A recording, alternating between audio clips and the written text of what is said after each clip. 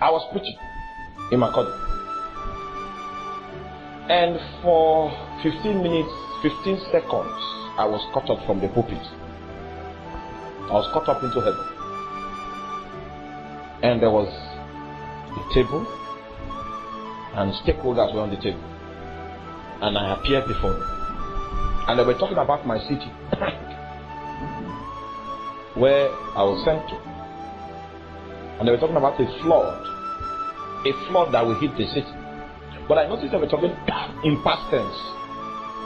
I'm coming from the city, and none of the things they have said has happened. And unfortunately for me, I was not given the authority to comment. I was just brought there as an observer. And when I got there, they were talking about my city and the flood and all of that. And they explained that the reason why the flood came was because the principality that was governing that side, whose base is somewhere in Cameroon, that principality fell. And the evidence of the fall is that there's going to be a flood. Then I came back. And when I came back, I noticed the people didn't know I left. So I prophesied, there's going to be a flood. Some of you will be in the refugee camp. Have you seen that kind of prophet that way? Some of you will be in the refugee camp. But wait not. The reason why they flood, I gave them. So when I left, I went back to Lagos. 2 weeks later, one rain fell. 27 pole wires fell down. They now call me, "That your prophet?" I say, "Oh, it has not come to pass. Because if it comes to pass, you will not be able to call me." It took 1 month, 1 week. And then the dam in Cameroon broke. You heard it on the news now. The people that became refugees were in the highest brow area. You know, the richest people. It was their houses. One of them was just in the parlor watching DSTV. When he ran out, thank God he took the small child and ran out. 45 minutes after, when he was looking at his house, for the roof, they were seeing blue. And indeed, he ended up in the refugee camp. And you know what? When it happened, nobody could call me to tell me that your prophecy, because they were all busy.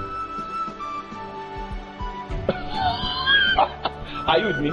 But in that encounter I had, I could not discern the members on the board. But I know that there is a mantle that if I carry, I can know the people. I heard what they said ahead, but I couldn't discern them.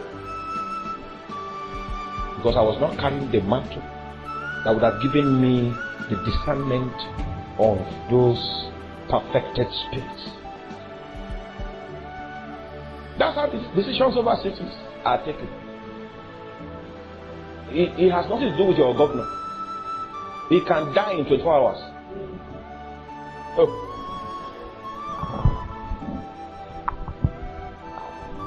No. Nothing, there's no very important thing. The only things that are important on earth are people that are standing for God. People that are giving God the opportunity to enter into territories. That's the only important thing happening on earth.